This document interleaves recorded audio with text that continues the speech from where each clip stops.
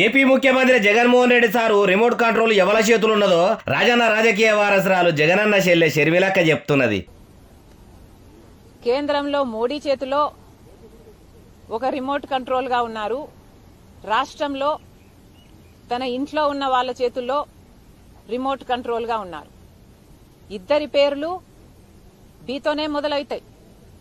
BJP అయినా ఇంట్లో ఉన్న వాళ్ళైనా బీతోని మొదలయ్యే పేరు ఇంట్లోనే ఉంటది అంటే ఇంకెవరు జగన్మోహన్ రెడ్డి సారోళ్ళ భార్య భారతి మేడమే కదా.